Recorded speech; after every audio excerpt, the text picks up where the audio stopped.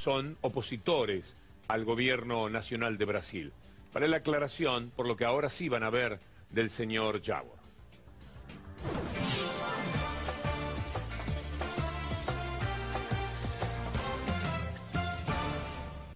Mas afinal, o que provoca um ódio tão violento contra a cidade? Só vimos isso quando a organização criminosa de São Paulo queimou dezenas de ônibus.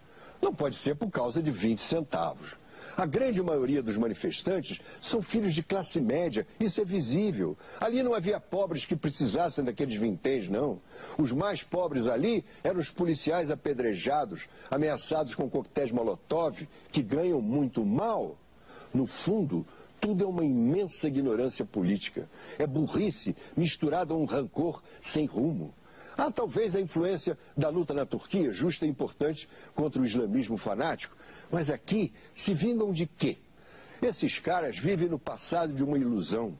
Eles são a caricatura violenta da caricatura de um socialismo dos anos 50 que a velha esquerda ainda defende aqui.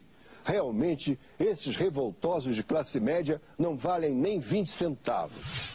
Usted prestó atención a lo que decía este señor. 48 horas después, 2-3 días más tarde, advierten que la movida es muy interesante para poder ir contra el gobierno de Dilma Rousseff. Y entonces el discurso es este. Vamos agora ao comentário de Arnaldo Jabor. À primeira vista, esse movimento parecia uma pequena provocação inútil, que muitos criticaram erradamente, inclusive eu. Nós temos democracia desde 1985, mas democracia se aperfeiçoa, senão decai. Entre nós, quase tudo acabava ou em pizza ou em paralisia entre os três poderes. O Brasil parecia desabitado politicamente. De repente, reapareceu o povo. De repente, o Brasil virou um mar. Uma juventude que estava calada desde 92, uma juventude que nascia quando o Collor caía, acordou. Abriram os olhos e viram que temos democracia, mas uma república inoperante. Os jovens despertaram porque ninguém aguenta mais ver a república paralisada por interesses partidários ou privados. Só há dois perigos, a tentação da violência e o vazio. Se tudo virar batalhas campais, a coisa se destrói. Se virar um movimento abstrato, genérico demais, tudo se esvai. É preciso uma política nova se reinventando, mas com objetivos concretos. Se tudo correr bem, estamos vivendo um momento histórico lindo e novo. Os jovens terão nos dado uma lição. Democracia já temos, agora temos de formar uma república. ¿Se puede creer? Bueno, aquí en los medios también los dominantes tienen un problema con Brasil, porque toda la vida lo ponen como ejemplo. Brasil no tiene retenciones, por ejemplo. Brasil permite que entren capitales golondrinas, que vienen a hacer su negocio, inversiones rápidas para hacer una diferencia. Entonces el establishment lo mira bastante bien a ese Brasil que de todas maneras, por supuesto, tiene en ese país, en esta presidenta, como antes en Lula, un aliado muy importante, el gobierno argentino. Pero siempre están elogiando a Brasil para cotejar con lo que no les gusta de la Argentina. Ahora están un poco desorientados porque ven que en Brasil había otro tipo de problemas subterráneamente. Pero eso pasa con el periodismo de aquí. Nosotros quisimos presentarles algo sobre los cambios de el señor que opina en O Globo. Lo que dijo primero y lo que señaló 48 horas después, pero armado por nosotros, para que se tenga una idea de cómo el hombre supo cambiar.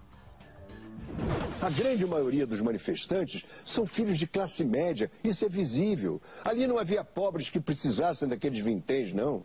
Os mais pobres ali eram os policiais apedrejados. Os jovens despertaram porque ninguém aguenta mais ver a república paralisada por interesses partidários ou privados. No fundo, tudo é uma imensa ignorância política. É burrice misturada a um rancor sem rumo. De repente, reapareceu o povo. De repente, o Brasil virou um mar.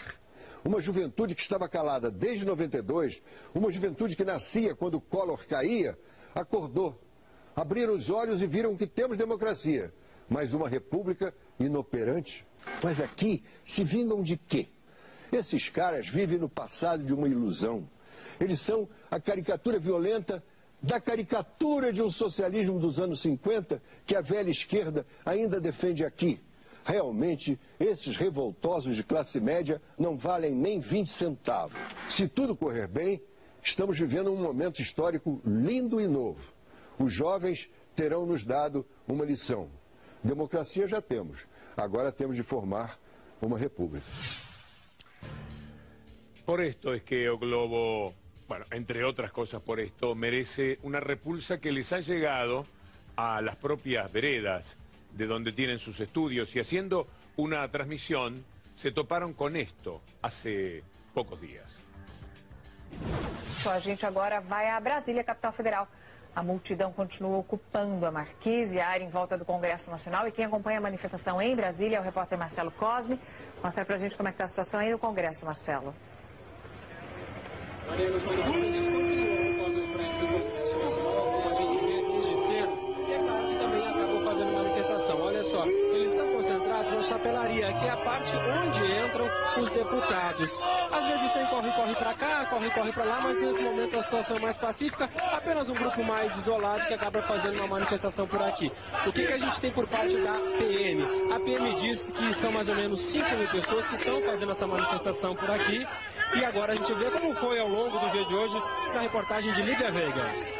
Volvé a estudios, por favor, le gritaban desesperadamente, salí de ahí. Pero no es fácil porque hay gente que se ha dado cuenta de que O Globo miente.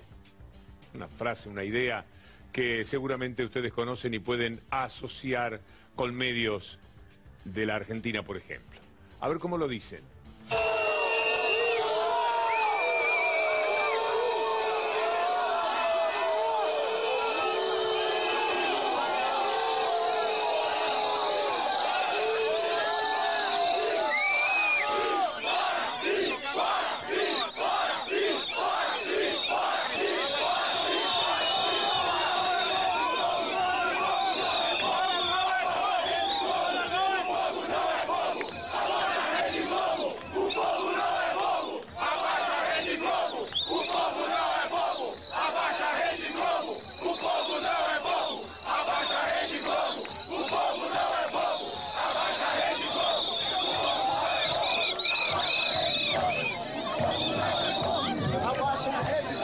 Marcelo chegou aqui e não conseguiu fazer a reportagem que queria fazer. Ninguém deixou. Vocês viram aí um pedaço. Deve estar indo embora agora.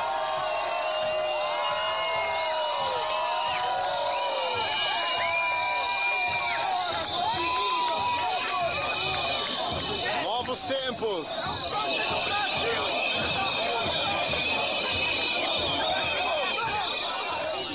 Esos tienen un evidente malestar, hablo de los medios, con la democracia.